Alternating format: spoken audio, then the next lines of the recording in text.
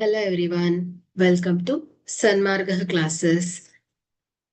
ನೇರ ಮತ್ತು ವಿಲೋಮ ಅನುಪಾತಗಳು ಅಧ್ಯಾಯದ 42ನೇ ಪ್ರಶ್ನೆಯನ್ನ ಗಮನಿಸಿ. 5 ಮೀಟರ್ 60 ಸೆಂಟಿಮೀಟರ್ ಎತ್ತರದ ಒಂದು ನೇರವಾದ ಕಂಬವು 3 ಮೀಟರ್ 20 ಸೆಂಟಿಮೀಟರ್ ಉದ್ದದ ನೆರಳನ್ನ ಉಂಟು ಮಾಡುವುದು. ಇದೇ ಸಮಯದಲ್ಲಿ ಪ್ರಶ್ನೆ 10 ಮೀಟರ್ 50 ಸೆಂಟಿಮೀಟರ್ ಎತ್ತರದ ಇನ್ನೊಂದು ಕಂಬವು ಉಂಟು ಮಾಡುವ ನೆರಳಿನ ಉದ್ದವೆಷ್ಟು? ಸೊ ಇಲ್ಲಿ ನೇರ ಅನುಪಾತಕ್ಕೆ ಸಂಬಂಧಿಸಿದಂತ ಲೆಕ್ಕ. ಸೊ ಕಂಬದ ಎತ್ತರ ಹೆಚ್ಚಾದಂತೆ ಅದು ಉಂಟು ಮಾಡುವಂತಹ ನೆರಳಿನ ಉದ್ದವು ಕೂಡ ಹೆಚ್ಚಾಗತ್ತೆ. ಸೊ ಈಗ ಅಳತೆಯನ್ನ ನೋಡಿ. ಮೊದಲನೇ ಕಂಬ, ಇದರ ಎತ್ತರ 5 ಮೀಟರ್ 60 ಸೆಂಟಿಮೀಟರ್. ಸೊ ಇದನ್ನ ನಾವು ಸೆಂಟಿಮೀಟರ್ ಕನ್ವರ್ಟ್ ಮಾಡಿದ್ರೆ 560 ಸೆಂಟಿಮೀಟರ್ ಆಗತ್ತೆ. ಸೊ ಅದರ ನೆರಳಿನ ಉದ್ದ ಎಷ್ಟಿದೆ? 3 ಮೀಟರ್ 20 ಸೆಂಟಿಮೀಟರ್, ಅಂದ್ರೆ 320 ಸೆಂಟಿಮೀಟರ್ ಆಯ್ತು. ಸೊ ಎರಡನೇ ಕಂಬದ ಎತ್ತರ ಎಷ್ಟಿದೆ? 10 ಮೀಟರ್ 50 ಸೆಂಟಿಮೀಟರ್. ಸೊ ಅಂದ್ರೆ 1050 ಸೆಂಟಿಮೀಟರ್ ಆಗತ್ತೆ.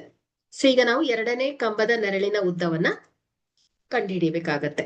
ಸೊ ಈಗ ಸೂತ್ರ ಏನಾಗತ್ತೆ ಹೇಳಿ. 560 divided by 320 is equal to 1050. So ಇದರ ನೆರಳಿನ ಉದ್ದವನ್ನ ಫೈಂಡ್ ಔಟ್ ಮಾಡಬೇಕು. ಎಕ್ಸ್ ಆಗಿರ್ಲಿ. ಸೊ ಓರೆ ಗುಣಾಕಾರ ಮಾಡಿದಾಗ 560 ಗುಣಿಸು ಎಕ್ಸ್ is equal to 1050 ಗುಣಿಸು 320. ಎಕ್ಸ್ is equal to 1050 ಗುಣಿಸು 320 divided by 560. ಸೊ 0 ಕ್ಯಾನ್ಸಲ್ ಆಗುತ್ತೆ.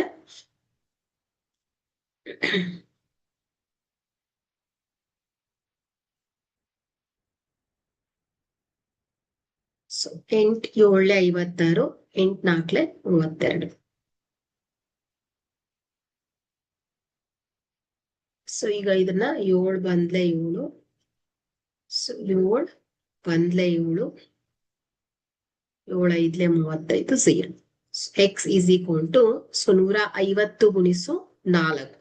ಸೊ ಅಂದ್ರೆ 600 ಸೆಂಟಿಮೀಟರ್ ಬಂದಿದೆ. ಸೊ ಇದನ್ನ ನಾವು ಮೀಟರಿಗೆ ಕನ್ವರ್ಟ್ ಮಾಡಿದ್ರೆ x is equal to 6 metre ಆಗತ್ತೆ. ಅಂದ್ರೆ ಎರಡನೇ ಕಂಬವು ಉಂಟು ಮಾಡುವಂತಹ ನೆರಳಿನ ಉದ್ದ 6 ಮೀಟರ್ ಆಗಿದೆ. Thank you.